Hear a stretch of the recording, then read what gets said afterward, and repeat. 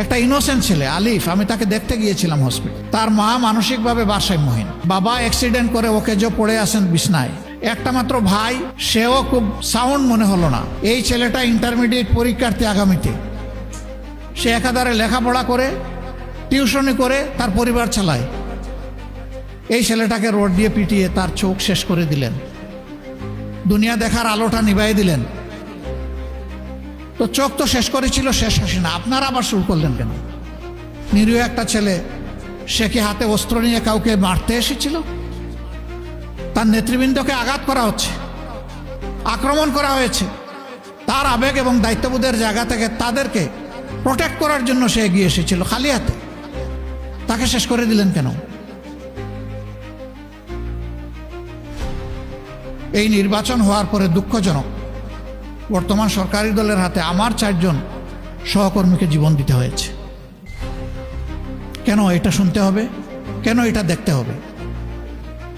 জায়গায় জায়গায় হামলা শুরু হয়েছে, মামলা শুরু হয়েছে। আশ্চর্য! আপনারা মারলেন, মব সৃষ্টি করলেন, লোকদেরকে বন্দি করে রাখলেন, চোখটা কেড়ে নিলেন, তারপরে আবার উল্টো তাদের উপরেই মামলা দিলেন। কি মামলা?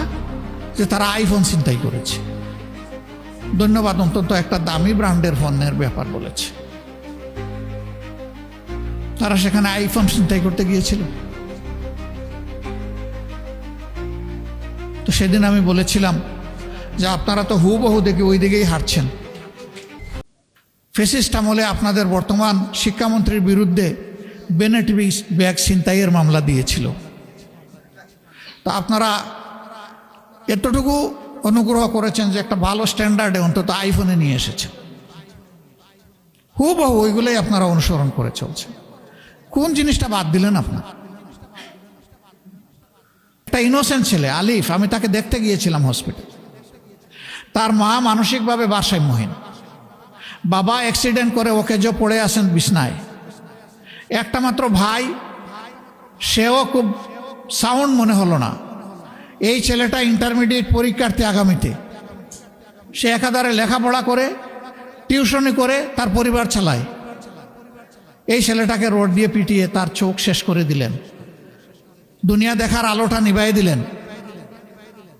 তো চোখ তো শেষ করেছিল, শেষ হাসিনা। আপনারা আবার শুরু করলেন কেন? হ্যাঁ, পাটোয়ারি একটু গরম বক্তব্য দেয় মাঝে মাঝে, অনেকের কষ্ট হয়। সে নরম সুরে বলেছে, আমি আর গরম বক্তব্য দিব না, কোনো বক্তব্যই দিব না, শুধু আলিফের চোখটা ফিরিয়ে দেন মাননীয় প্রধানমন্ত্রী। পারবেন?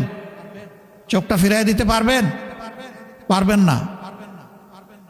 নিরীহ একটা ছেলে, সে কি হাতে অস্ত্র নিয়ে কাউকে মারতে এসেছিল? তার নেতৃবৃন্দকে আঘাত করা হচ্ছে, আক্রমণ করা হয়েছে। তার আবেগ এবং দায়িত্ববোধ